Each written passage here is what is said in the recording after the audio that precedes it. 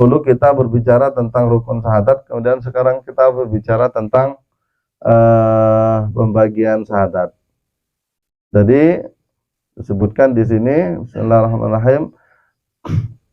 Jadi syahadat itu ada 3, sebagaimana pembagian yang dibagi oleh para ulama tentang syariat, tarekat, hakikat, ma'rifat.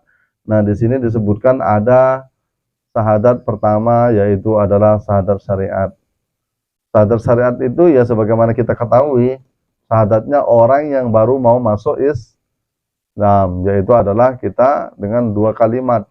2 kalimat, asyhadu an la ilaha illallah wa asyhadu anna muhammadur rasulullah, itu sudah sah keislaman kita secara syariat. Tapi kita tahu itu bahwasanya 2 kalimat itu adalah syarat bagi orang yang baru mau masuk Islam. Nah, sekarang ini kita ini kan udah masuk Islam, masa kita keluar lagi terus masuk lagi, keluar lagi, masuk lagi, keluar lagi, masuk lagi, bolak-balik masuk keluar agama kan? Nah, ya hadirin yang dirahmati Allah Subhanahu wa taala. Itu disebut dengan syahadat tauhid dan syahadat rasul. Kita sudah maklum itu kalimat itu. Nah, hadirin yang dirahmati Allah Subhanahu wa taala. Kemudian yang kedua yaitu adalah syahadat tarekat.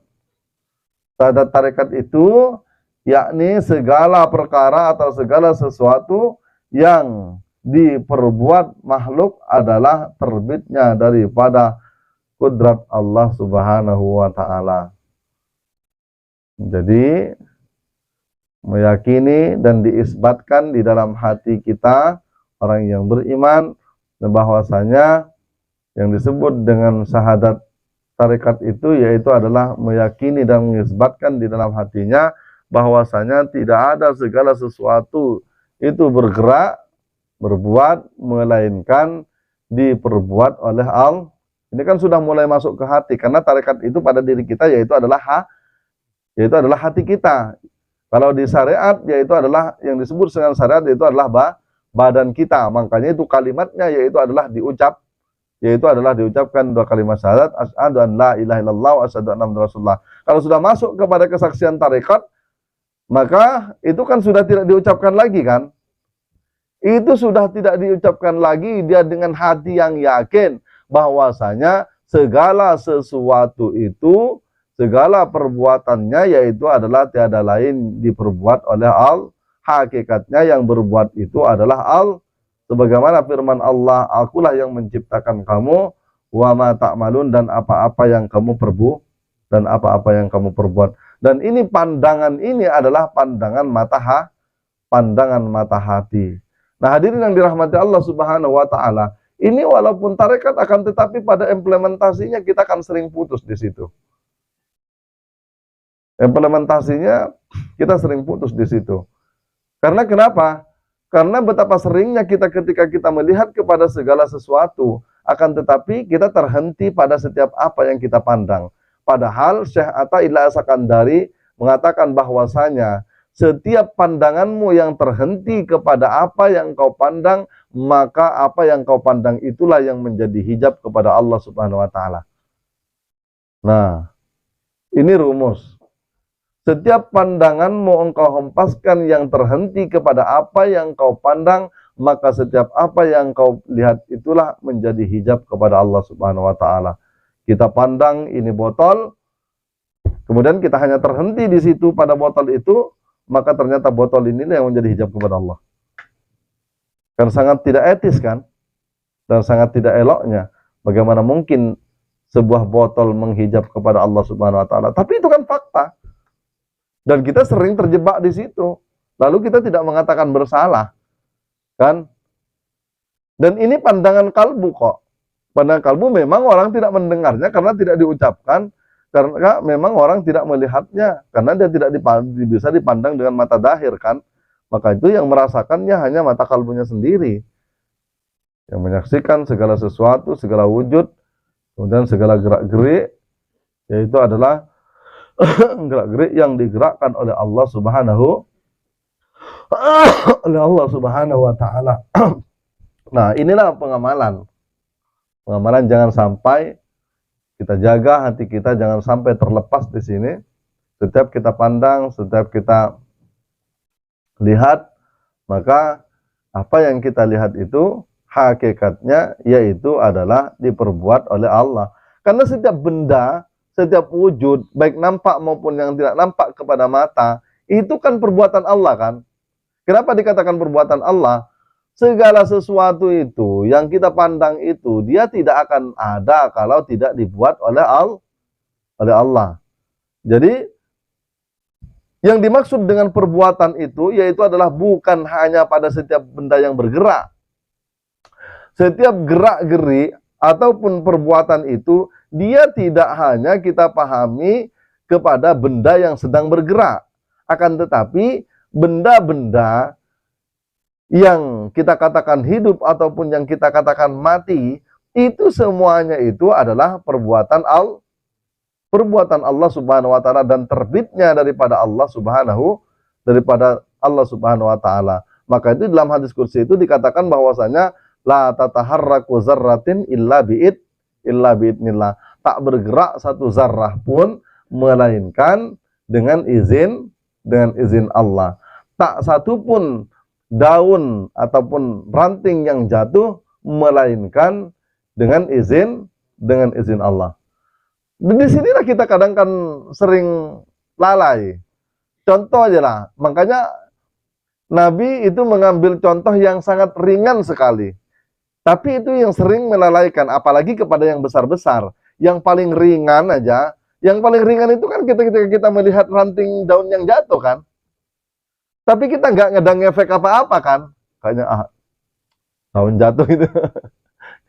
Tapi kita tak terpandang kepada Allah yang menggerakkan itu, yang menggerakkan daun itu. Coba. Makanya kita itu nggak ada kesan apa-apa kan, setiap kita melihat. Padahal itu hal yang terkecil. Nabi sengaja memang mengambil satu contoh itu yang terkecil, agar implementasinya itu bisa diimplementasikan, diaplikasikan kepada yang besar-besar. Kalau kita sudah lolos di hal-hal yang kecil ini, kita akan lebih bertakbir pada saat kita menyaksikan hal yang besar-besar. Nah, tapi faktanya kita nih sering lalai, kan? Dari daun yang jatuh itu aja lagi, ya nggak efek apa-apa, kita nggak melihat Tuhan pada hakikatnya. Ya melihat udah daun jatuh gitu kan. Kemudian musim berat, ini gelepek-gelepekan. Ya cuma mun berat kan murah aja lah kan. Paling banyak lah orang bilang Masya Allah kan itu pun dari santakan angin. Tapi ketika anginnya sudah lembut kayak gitu kan, kita kan nggak nampak apa-apa. Nah, itu dia. Ketika sudah romane karobuana dari santakan angin itu subhanallah, Masya Allah kan. Bahkan ada yang ketakutan astagfirullahaladzim. Barulah dia ingat Allah kalau yang besar-besar. Kalau yang inginnya sepoi-sepoi, lalai lagi, tak ada ngefek apa-apa. Pokoknya sekiranya yang membahayakan pada dirinya, itulah baru dia berseru dia. Astagfirullahaladzim, kan? Nah, kalau ombak besar rumahnya di lautan barulah. Tapi kalau ombaknya sekedar ngayun-ngayun aja, itu tidak ada ngefek apa-apa. Itu kan yang merasakan kan kita masing-masing kan. Yang merasakan itu kita masing-masing. Dan kita tahu bahwasanya ketika hati kita itu memandang bahwasanya setiap gerak-gerik itu terbitnya daripada Allah Subhanahu wa taala, pastilah damai. Hati kita itu nyaman, Allah. Itu kan bukan dua kalimat kan? Bukan kita menyaksikan asyhadu an la ilaha illallah, itu kan bacaannya. Ini kan sudah kesaksian hati, syahadatnya. Ini kan judulnya kan syahadat tarekat kan? Berarti bukan lagi berbentuk kalimat. Lalu kemana kalimat itu? Asyhadu an la ilaha illallah wa asyhadu anna Muhammadur Rasulullah, kok di situ tak muncul lagi seakan-akan Muhammadur Rasulullah. Ini kan tetap kan turunan daripada asyhadu an la ilaha illallah wa asyhadu anna Muhammadur Rasulullah. Kenapa dikatakan turunan daripada dua kalimat itu? Karena itu adalah hakikat dat itu adalah Allah Subhanahu wa taala dan alam semesta itu adalah nurnya Allah Subhanahu wa taala yang disebut dengan Muhammad. Jadi Allah itu nyata dengan kenyataan Muhammad. Setiap apa yang kita pandang, setiap apa yang nampak, yaitu adalah nurnya Allah Ta'ala disebut dengan nur Muhammad. Kan masih dua kalimat tuh kan. Kalau didahirkan kembali,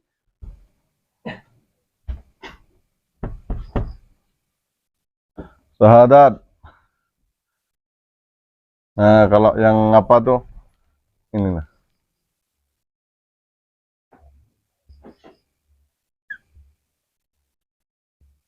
Mana?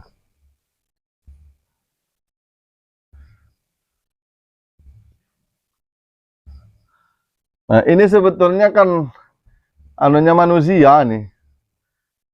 Kenapa itu dari kalimat suhud itu daripada kalimat syahadah? Syahadah ini sebetulnya ini kan manusia nih. Ini kepalanya, ini tengahnya, ini kakinya. Artinya apa? Ini filosofinya.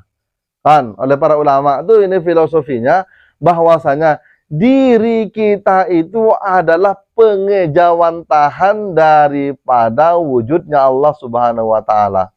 Makanya kita itu kan tetap man arafa nafsahu faqad arafa rabbahu. Ya mulai daripada sini. Coba. Artinya sekucur badan kita dan rohani kita itu tetap adalah kenyataan keterangan daripada syahadat. Beginilah, dengan kita menyaksikan diri kita, maka kita akan menyaksikan kenyataan dengan wujud kita. Nah, kenapa? Kalau tidak ada wujud kita, apa bisa kita menyaksikan Allah? Allah tetap Allah. Allah tidak identik dengan adanya kita atau tidak adanya kita. Tapi kitanya, yaitu kalau diri kita tidak ada, kita kan tidak menyaksikan. Namanya juga nggak ada. Adanya aja tidak ada, lalu bagaimana kita akan menyaksikan yang ada kan? Coba.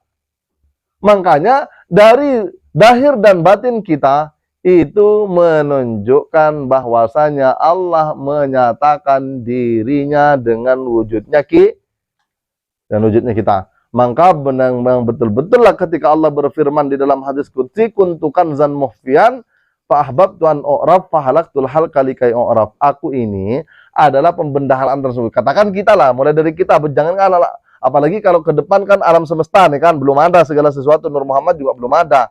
Nah, tapi kita ambil kita dari sekarang lah kita selaku nurnya Nabi Muhammad kan. Ini tidak ada diri kita dulu kan. Kemudian aku ini adalah pembendaharaan yang tersembunyi dan aku ingin dikenal. Bagaimana Allah mengenal kita ini diadakan? Artinya apa? Dulu kita belum ada, kita tidak bisa menyaksikan Allah. Tapi kan Allah tetap dia kan? Tetap sesembahan kan? Nah, jadi mengenalkan mengenalkan dirinya yaitu adalah dengan menciptakan diri kita itu tujuannya yaitu adalah memang agar kita mengenal kepada dia. Maka itu kita wajib hukumnya kita mengenal diri agar kita mengenal kepada Tuhannya diri, karena tujuan Allah menciptakan kita itu illa liya'budun, kecuali untuk menyembah. Menyembah kita tidak akan bisa menyembah kalau kita tidak mengenal kepada yang disembah. Kita juga tidak akan bisa menyembah yang sebenarnya kalau kita tidak mengenal diri kita. Ya kalau namanya Allah ya tahu kita. Contoh itu aja lah seperti syahadat tadi. Kalau kalimatnya semua tahu, orang kafir pun kalau dipaksa untuk membaca 2 kalimat syahadat bisa juga dia. Anak kecil pun bisa juga dengan 2 kalimat syahadat tuh. Nah, ini hadirin yang dirahmati Allah Subhanahu wa taala, syahadat. Kemudian dia katakan di situ ada satu syahadat syariat. Kemudian yang kedua syahadat tarikat.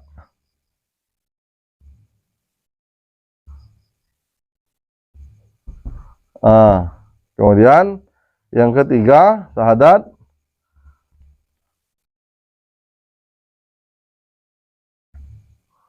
hakikat.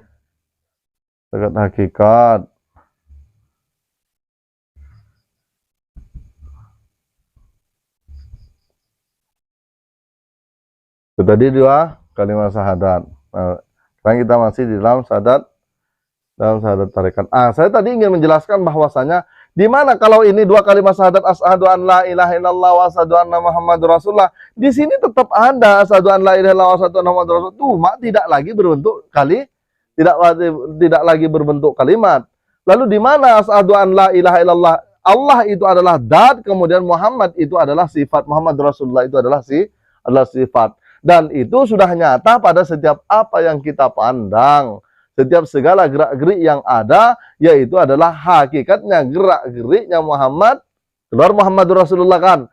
Kemudian gerak-gerik Muhammad itu tak bergerak dengan sendirinya, melainkan digerakkan oleh dat yang wajibal, kan tetap dua kalimat syahadat itu cuma lagi tidak berbentuk kalimat, akan tetapi dia berbentuk kesaksian mata kalbi yang sudah diisbatkan di dalam qalbul mukmin baitullah. Nah, ini hadirin yang dirahmati Allah Subhanahu wa taala. Maka begitu jelas kan? Coba. Kalau demikian, kita nilai yang gaib karena kita tidak mempunyai gerak, kita tidak mempunyai gerik. Yang ada geraknya Allah. Tapi kita tiba mendengar suara. Ya udah sampai di suara itulah. Dengar kendang ya kendang, dengar